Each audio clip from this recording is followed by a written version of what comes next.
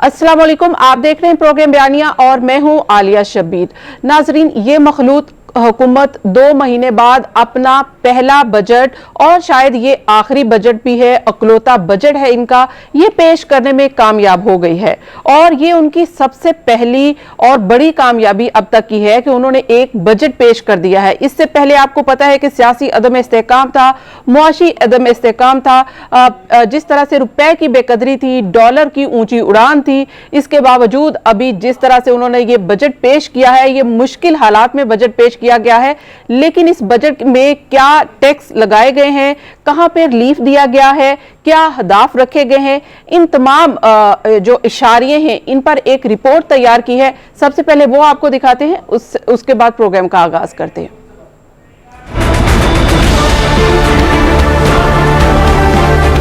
माली साल 2022-23 का बजट दे दिया गया। विफाकी बजट का कुल हजम 9,502 अरब रुपए मुख्तस किया गया। NFC अवार्ड के तहत सूबों को 4,100 अरब रुपए मिलेंगे। सरकारी मुलाजमीन की तनख्वाहों में 15% इजाफा कर दिया गया। 40,000 से कम आमदनी वालों को नकद रकम दी जाएगी। बेनजीर वज़ाइफ में मजीद 1 करोड़ तलबा को शामिल किया जा रहा है। दिफा के लिए 1400 अरब से जायद रुपए मुख्तस किए गए हैं। सिविल इंतजाम को चलाने के लिए 550 अरब रुपए मुख्तस किए गए। सनत के लिए रियायती गैस की सहूलत दी जाएगी। सनतों के टैक्स रिफंड फौरी देने के लिए इक़दाम किए जाएंगे। सनतें चलाने वाले फीडर्स पर 0 लोड शेडिंग होगी। माहौलियाती तब्दीली से निपटने के लिए बजट में 10 अरब रुपए रखे गए। बलूचिस्तान के पसमानदा इस्लाह के लिए खुसूसी पैकेज का ऐलान किया गया। हायर एजुकेशन कमीशन के बजट में गुज़श्ता बरस के मुकाबले 67% इजाफा कर दिया गया। बिजली पर सब्सिडी कीमत में 570 अरब रुपए। पेट्रोलियम बकायाजात की अदायगी के लिए 248 अरब रुपए खर्च होंगे। हुकूमत ने ग्रीन यूथ मूवमेंट शुरू करने का ऐलान भी किया है। हर किसी को किस्तों पर लैपटॉप मिलेगा। मेरिट पर मुफ्त लैपटॉप भी दिए जाएंगे। नौजवानों के लिए मुल्क भर में 150 मिनी स्टेडियम तामीर किए जाएंगे। बजट पर आपने ये रिपोर्ट देखी है कि हुकूमत ने कहां कहां टैक्सेस लगाए हैं, कहां पर रिलीफ देने की कोशिश की गई है और क्या हदाफ सेट किए हैं। आज के प्रोग्राम में इसी पर बात करेंगे और क्या ये रियलिस्टिक है या नहीं है, इसी पर बात करेंगे। आज के मेरे मोअज़्ज़ज़ मेहमान, उनका मैं आपसे तारुफ करूँ। हमें ज्वाइन किया है सलमान शाह साहब ने, साबिक वजीर खजाना है, और हमारे साथ होंगे आबिद सुलहरी साहब, एग्जीक्यूटिव डायरेक्टर SDPI हैं, और हमें ज्वाइन किया है शकील रामे साहब ने, इकोनॉमिस्ट हैं। आप तमाम मेहमानों का बहुत बहुत शुक्रिया प्रोग्राम ज्वाइन करने के लिए। प्रोग्राम का आगाज सलमान शाह साहब आपसे करूंगी। बताइएगा, जिस तरह से हुकूमत ने ये अहदाफ सेट किए और सबसे पहले GDP ग्रोथ के हवाले से 5% रखी है, आपको क्या लगता है कि ये रियलिस्टिक है, ये अचीव हो सकता है? एक तो मैं शुरू में ये कहूंगा कि ये पाकिस्तान का सबसे इम्पोर्टेंट बजट है। मेरा नहीं ख्याल कि इससे ज्यादा इम्पोर्टेंट बजट पिछले 70 साल में आया है या नहीं आया। और उसकी एक वजह ये है कि ये बजट इंडिकेट करेगा टू द इंटरनेशनल कम्युनिटी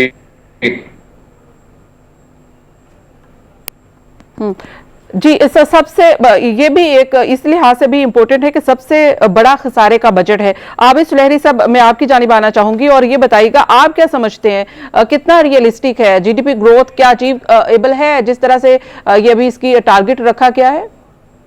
देखिए, मैं सलमान शाह साहब की बात को आगे बढ़ाऊंगा कि ये बजट जो है, इसको इस लिहाज से देखें कि IMF प्रोग्राम में वापस जाने के लिए बजट जो है वो बनाया गया है।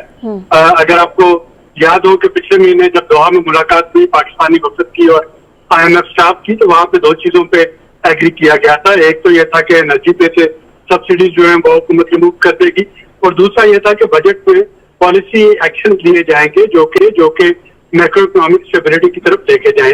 तो अब हम उसी तनाजर में इस बजट को हमें देखना होगा। इस बजट में एक चीज जो है रेवेन्यू बढ़ाने की, वो आपने देखी, तकरीबन 1175 अरब रुपए के रेवेन्यू जो है वो बढ़ाए जा रहे होंगे। जो खुशाइन बात यह है कि वो रेवेन्यू ज्यादातर उसका जो इम्पैक्ट आएगा वो अपर मिडिल क्लास और अपर इनकम अर्नर्स के लिए है। लेकिन अगर आप आवाम की बात करते हैं तो जब सब्सिडी पेट्रोलियम प्रोडक्ट से सब्सिडी खत्म हो चुकी है डीजल से, पेट्रोल से, और गैस और इलेक्ट्रिसिटी के नरक जब बढ़ रहे होंगे तो ये तकरीबन हर एक को इम्पैक्ट कर रहा होगा।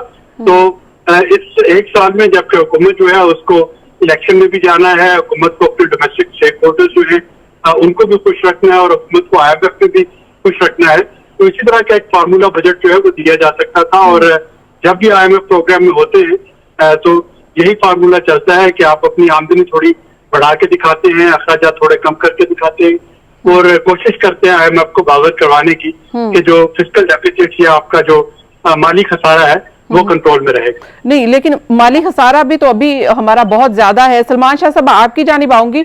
अब आप क्या समझते हैं कि ये जो फिगर दिया गया ये रियलिस्टिक है? जिस तरह से अभी आबिद लहरी साहब ने बात की है कि IMF के साथ IMF फॉर्मूला है ये बजट एक्चुअली, और IMF के साथ जब दोहा में बातचीत हुई थी तो उस वक्त IMF ने ये भी कहा था कि जब PTI की गवर्नमेंट थी और लास्ट ईयर 6.97 हम GDP पर जा रहे थे, और अब उन्होंने कहा कि अपना हदफ इसको कम करें, आपकी ग्रोथ बहुत ज्यादा हो रही है, इसको स्लो डाउन करें।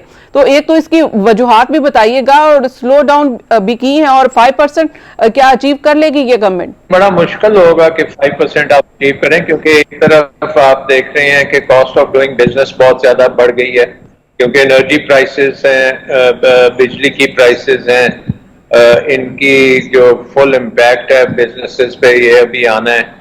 उसकी वजह से इन्फ्लेशन ने और ऊपर जाना है।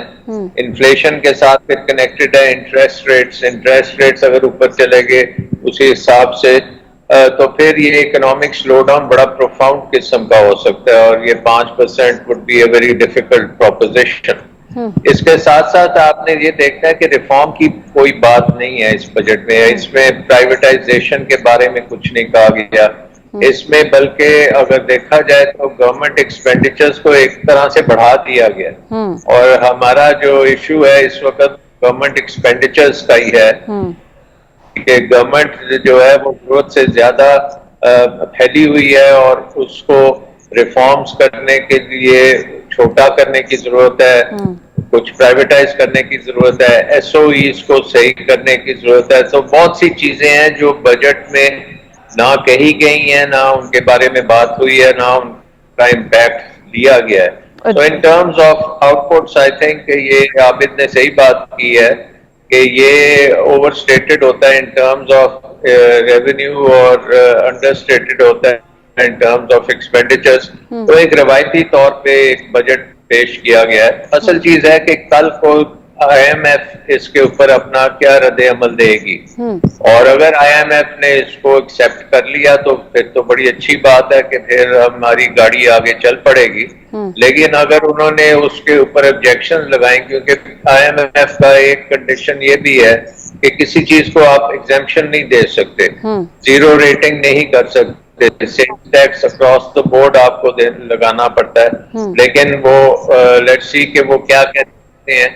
मेन इश्यू सिर्फ एक है कि IMF इससे आएगी, IMF खुश होगा या नहीं होगा?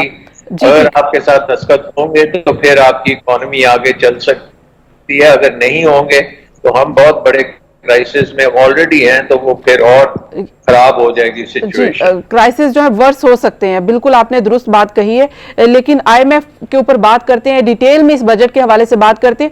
मैं कंक्लूड सा चाहूंगी कि हमारे साथ शकील रामे साहब हैं, वो भी इसके ऊपर अपनी राय पेश कर दें। शकील रामे साहब, आप क्या समझ रहे हैं कि ये जो बजट दिया है हुकूमत ने बिल्कुल दुरुस्त है, IMF दोस्त बजट इसको कहें फिर हम, जिस तरह से अभी सलमान शाह साहब ने भी कहा है और आबिद साहब ने भी कहा है कि ये IMF दोस्त बजट लगता है? देखिए, एक बात तो ये है कि अगर आप इसको वन सेंटेंस में इसको आप कहना चाहें तो ये बेसिक प्लानिंग है कि हमने कर्जे वापस कैसे करने और कर्जे लेने कैसे हैं। क्योंकि हमारा जो अभी इसमें डेफिसिट की हम बात करते हैं कि अराउंड अबाउट 5 ट्रिलियन के पास चला जाएगा, जिसको हमने ये क्या कहते हैं पूरा करना कहीं ना कहीं से वो हमें कर्जे लेके करना पड़ेगा। नंबर 1। नंबर 2, इसमें जो एग्जम्पशन की बात की है, स्पेशली एग्रीकल्चर में जो एग्जम्पशन रखी है इन्होंने, जीरो रेटेड ले गए हैं, बीज पे ले गए हैं, मशीनरी पे ले गए हैं, और इस लाइट बहुत सारी चीजों पे, ये बड़ी अच्छी बात है। बट बात यहाँ पर यही आ रही है कि क्या इसको IMF इसको इंडोर्स करेगी या नहीं करेगी। इंडोर्स करवाया जा सकता है अगर हम इसको अपने डेवलपमेंट के साथ और सोशल डेवलपमेंट के साथ हम इसको टैग करें, पॉवर्टी के साथ इसको टैग करें, तो ये इसको हम इस तरह करके करवा सकते हैं। मगर इसको बिजनेस के तौर पे मॉडल पे लेके जाना चाहेंगे तो मेरा नहीं ख्याल कहता कि इसको IMF जो है कि एंडोर्स करेगी। तो दूसरी बात है कि इसमें बहुत सारी एग्जम्पशंस की बात की गई है या सैलरी बढ़ाने की बात की गई है।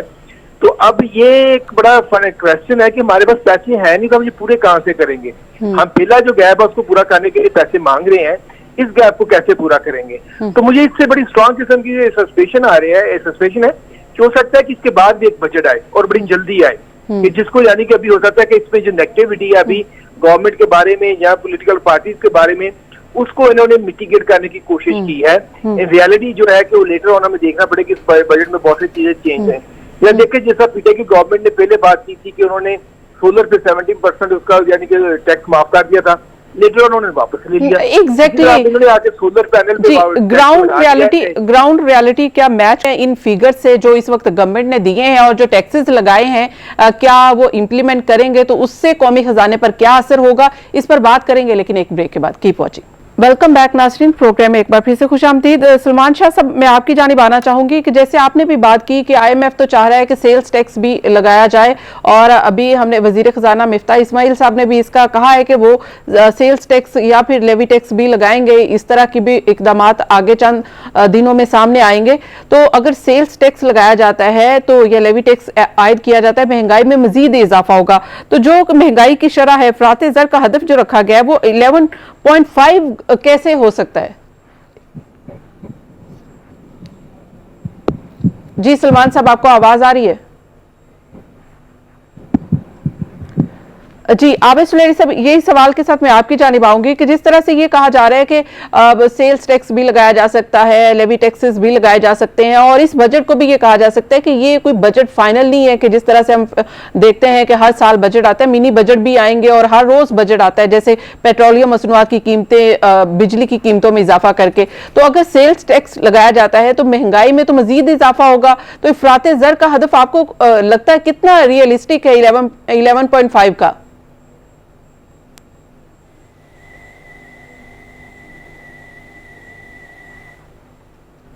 जी शाह साहब, आपने मेरा सवाल सुने?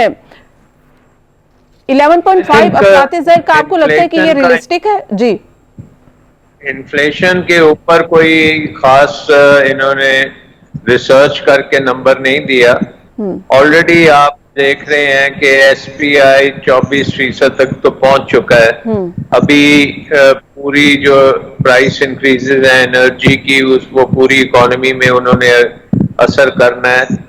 तो आई थिंक ये तो मिनिस्ट्री ऑफ फाइनेंस ने हवा से एक नंबर उठा के फिट कर दिया है, क्योंकि उनको पता है कि जी ये हालात इन्फ्लेशन को कहीं भी लेके जा सकते हैं। मोस्ट प्रॉब्ली इससे बहुत ज्यादा इन्फ्लेशन होगी, क्योंकि अभी तक हमारी जो एनर्जी प्राइसेस हैं फुली तरीके से एडजस्ट नहीं हुई। बट इशू इस किस्म के टारगेट्स इतना बड़ा इशू नहीं है। असल इशू है कि क्या हमारी लॉजिक अब क्या बन रही है फ्यूचर के लिए। हमने बेशुमार काम करने हैं, अपनी इकोनॉमी का सिग्नल देना है दुनिया को कि हम ठीक करने जा रहे हैं, लेकिन अनफॉर्चुनेटली हम अभी तक सिग्नल दे रहे हैं कि हम सियासत कर रहे हैं। आज की बजट स्पीच भी it was more about politics than about economics.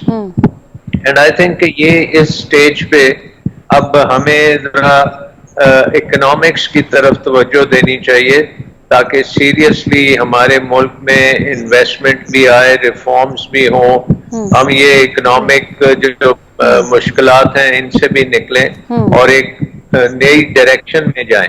Unfortunately ये जो हमारा डाउनवर्ड स्पाइरल है, इसको हम रोकने में नाकाम हुए हैं।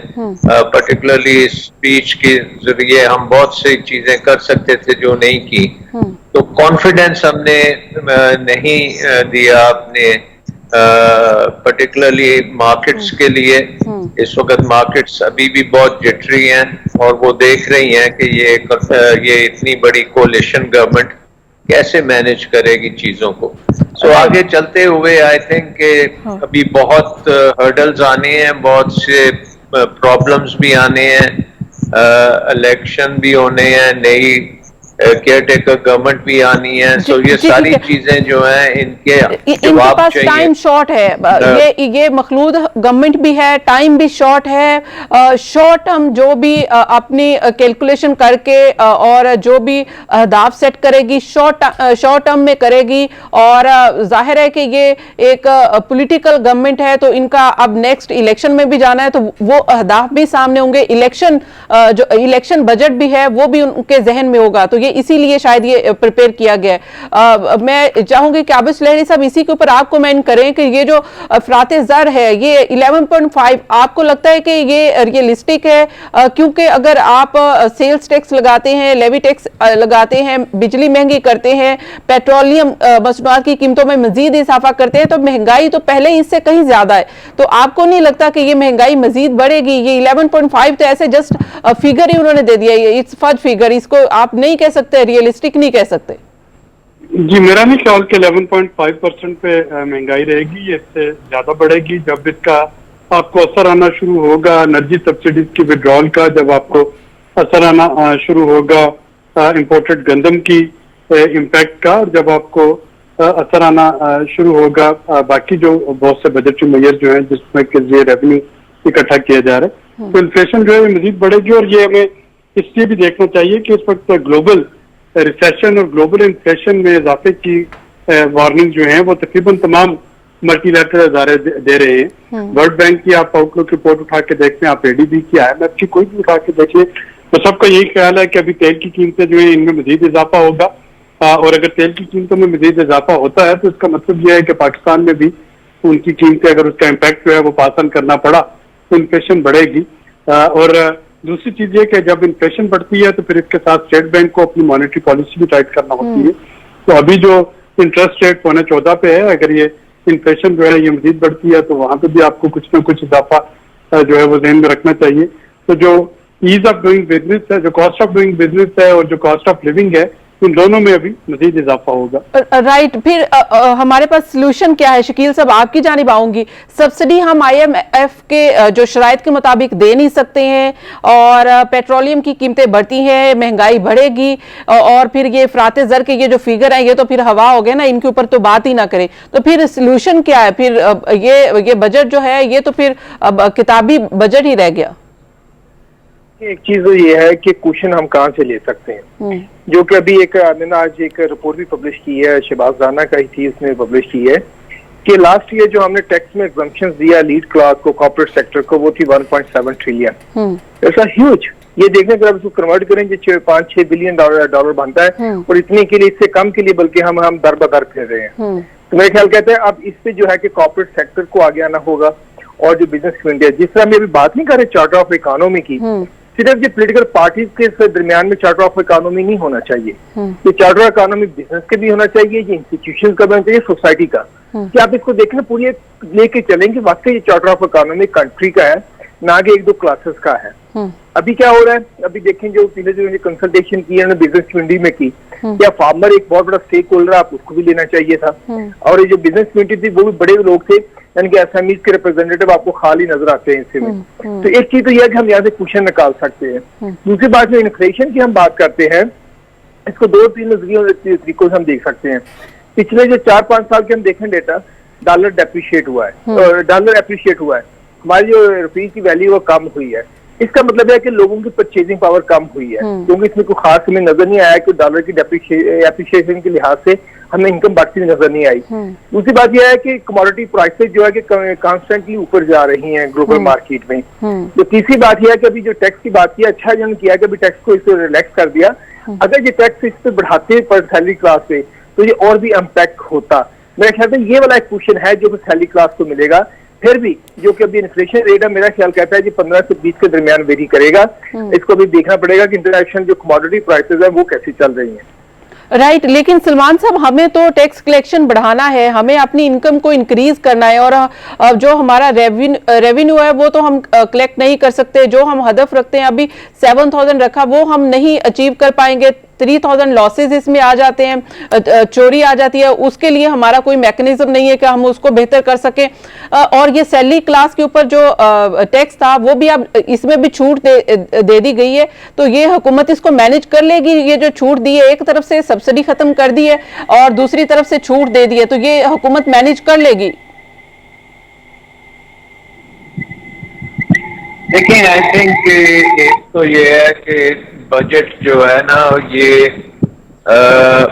बड़ा शॉर्ट टर्म की डॉक्यूमेंट है। जब ये अप्रूव होता है उसी वक्त ये ऑब्सोलीट भी हो गया होता है। सो इसके ऊपर इतनी परेशानी की बात नहीं है कि वो ये अहदाफ पूरे कर सकेंगे या नहीं कर सकेंगे। रास्ते में आपको बहुत से मिनी बजट्स आएंगे और उसमें बहुत से आपको एडजस्टमेंट्स करनी पड़ेगी, और एक जो मेरे ख्याल में बड़ी एडजस्टमेंट करनी पड़ेगी वो हुकूमती खर्चों में करनी पड़ेगी। देखिए, इस वक्त इकोनॉमी जो है उसको आप डिप्रेस कर रहे हैं थ्रू एनर्जी प्राइसेस, उनकी बहुत ज्यादा इंक्रीज है, इन्फ्लेशनरी इंक्रीज है, कॉस्ट ऑफ डूइंग बिजनेस ऊपर जा रही है। उसके ऊपर अगर आप फर्दर टैक्सेशन का भी बोझ बढ़ाते चले जाएंगे तो इकोनॉमी जो है वो 5% तो क्या, वो 2% भी ग्रो नहीं करेगी, और ग्रो नहीं करेगी तो अनएम्प्लॉयमेंट भी और बहुत सी अदर मुश्किल भी पैदा होंगी। सो हमें ये हर चीज बड़ी केयरफुली मैनेज करनी चाहिए, और मेरी टैक्सेस बढ़ाने की जगह हमें खर्चे कम करने चाहिए। पर्टिकुलरली ये जो डेवलपमेंट प्रोग्राम होता है, ये एक किस्म का मतलब ये हमारी ब्यूरोक्रेसी के लिए जरा क्या मैं वर्ड इस्तेमाल करूं कि इसका रिटर्न हमें कुछ नहीं मिलता। जितना भी हमारा डेवलपमेंट प्रोग्राम पे खर्चे होते हैं, प्रोजेक्ट्स कंप्लीट ही नहीं होते, ओवर बजट जाते हैं, और रेट ऑफ रिटर्न भी नहीं होते। ज्यादातर पॉलिटिकल प्रोजेक्ट्स होते हैं।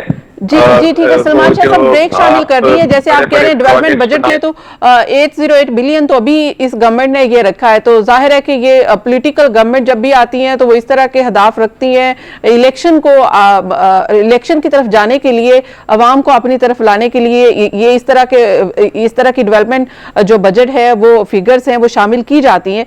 उस पर इम्प्लीमेंट कितना होता है, वेस्टेज कितना होता है, और आपने बात की है कि हुकूमत को कुछ मैनेज इस तरह से करना चाहिए। किफायत का भी हुकूमत कह रही कि हम कर रहे हैं, उस पे कितना सेव कर सकते हैं, इस पर बात करेंगे एक ब्रेक के बाद। की पहुंचे वेलकम बैक नाज़रीन। हम बात कर रहे हैं कि ये जो अभी बजट पेश किया गया है, इसमें जो हदाफ सेट किए गए हैं कितने रियलिस्टिक हैं, लेकिन इसके साथ साथ बहुत सारे इस वक्त, जैसे सलमान शाह साहब ने कहा कि इस वक्त के हालात में ये बड़ा इंपॉर्टेंट है, और खासकर ये बजट शॉर्ट टर्म है। इसको आप इस जितने भी इंडिकेशंस हैं या जितने भी हदाफ हैं, इनको फाइनल नहीं समझना चाहिए, इसमें तब्दीली भी आ सकती है। सलमान शाह साहब, टैक्स कलेक्शन गो के हमारा इस वक्त उसको टारगेट सेट करना उतना अचीवेबल नहीं होगा। ये शॉर्ट टर्म पे गवर्नमेंट सोच रही है, मेजर्स ले रही है, टैक्स कलेक्शन को भी उसी तरह से बेहतर कर रही है।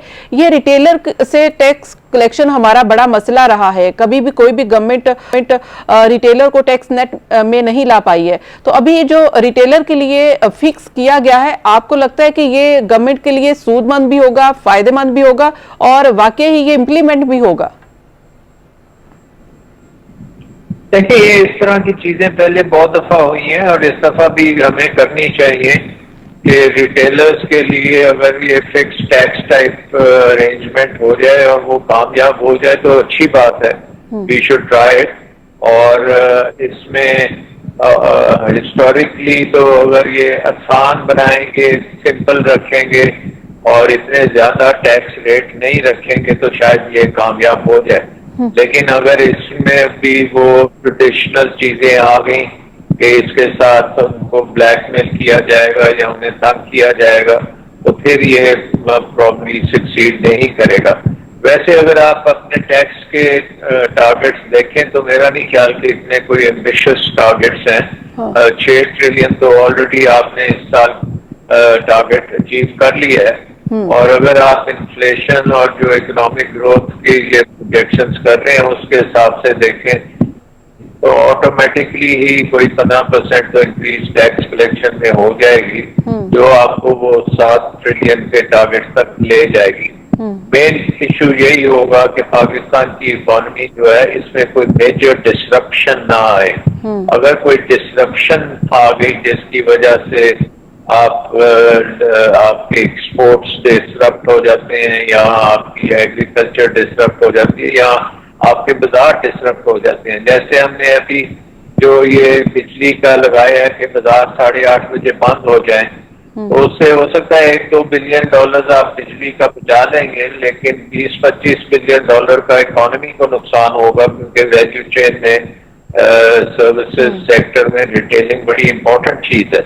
और रिटेलिंग के ऊपर जब आप इस तरह से लगाएंगे तो एक तो ये है कि आपकी ओवरऑल चेन्स डिसरप्ट होगी, दूसरा जितने डिस्कोज हैं इनके सबसे अच्छी कलेक्शन होती कमर्शियल से है, क्योंकि वहां पे रेट भी ऊंचा है और वो इस्तेमाल जब करते हैं तो वो पेमेंट भी करते हैं, तो उसी को आप बंद करेंगे तो डिस्कोस को भी प्रॉब्लम होगी और इकोनॉमी को इन जनरल भी होगी। तो इस वक्त बहुत से नी जर्व किस्म के इकोनॉमिक ये सर्कल है जो मेयर्स का है, अगर वो एक तरफ से लेंगे तो उसका इम्पैक्ट दूसरी तरफ से आएगा। आबिद साहब, आप क्या कहते हैं कि रिटेलर के ऊपर जो टैक्स फिक्स किया है गवर्नमेंट ने, उसका कोई फायदा होगा? और फिर किस तरह से ये पता चलेगा कि ये रिटेलर जो है इसके ऊपर टैक्स लागू होता है 3,000, 4,000, 10,000? अगर कोई कम आमदन वाला है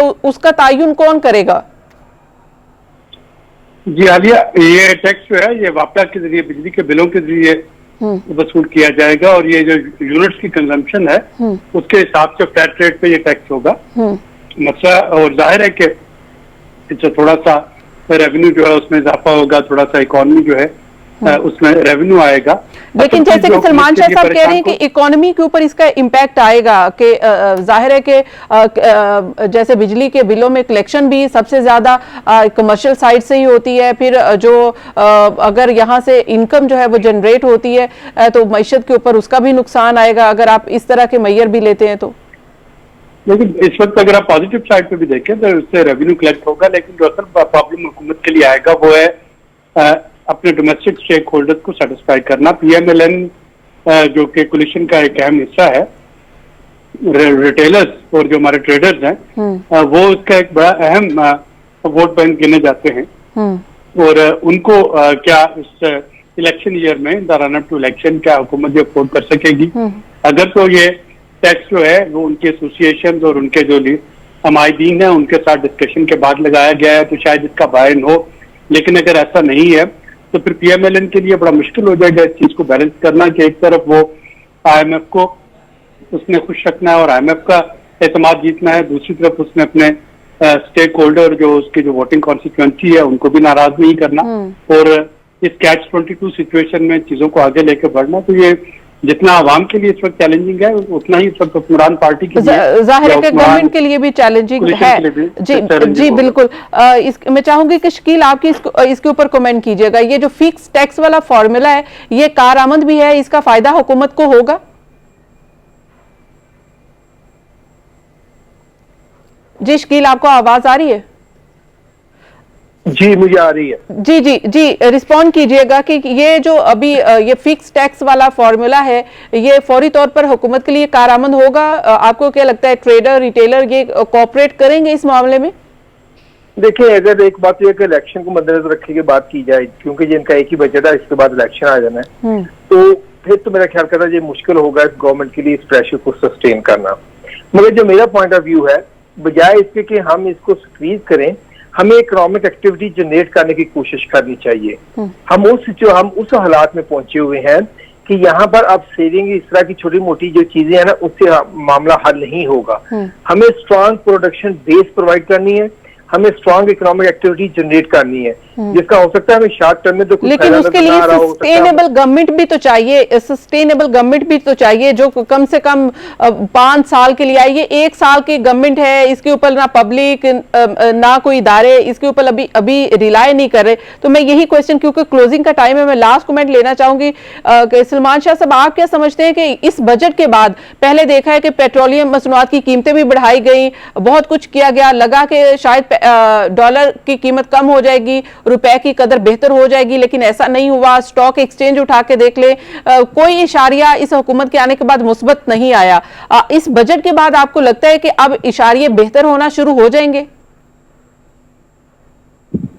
आई थिंक वो डिपेंड करता है कि आईएमएफ का क्या अनाउंसमेंट आती है बजट के बाद, और जितनी जल्दी वो अनाउंसमेंट आ जाए और वो कोई पॉजिटिव अनाउंसमेंट आए तो उसका फिर इम्पैक्ट होना शुरू होगा। जी ठीक है। लेकिन अगर आईएमएफ ने काम लटका दिया तो फिर ये लंबा मसला बन जाएगा। तो ओवरऑल आई थिंक ये गवर्नमेंट क्योंकि अनस्टेबल गवर्नमेंट है, एक वोट के ऊपर चल रही है, तो ये मार्केट्स रीअश्योर्ड नहीं होंगी। तो आई थिंक के बजट के बाद हमें आईएमएफ प्रोग्राम को फॉलो करना चाहिए और उसके बाद फिर हमें इलेक्शंस की तरफ जाना चाहिए ताकि एक गवर्नमेंट आए जो मेजोरिटी लेके आए और वो अच्छे तरीके से इकोनॉमिक रिफॉर्म्स कर सके, क्योंकि पाकिस्तान को बहुत सी रिफॉर्म्स चाहिए।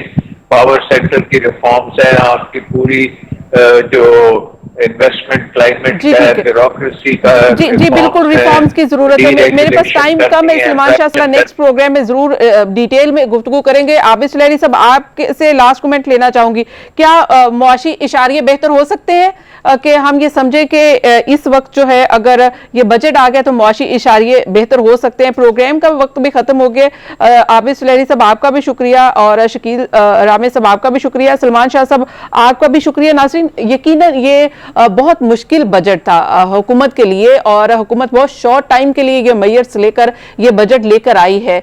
जब से ये हुकूमत आई है तब से लेकर अभी तक कोई मुस्बत इंडिकेशंस हमारे सामने नहीं आए। तो उम्मीद करते हैं कि इस बजट के बाद अब जो है मुस्बत इंडिकेटर्स आए ताकि पाकिस्तान की मईशत भी संभले और पाकिस्तान जो है वो आगे भी बढ़ सके। आज के प्रोग्राम का वक्त खत्म हो गया, मुझे दीजिए इजाजत, अल्लाह हाफिज।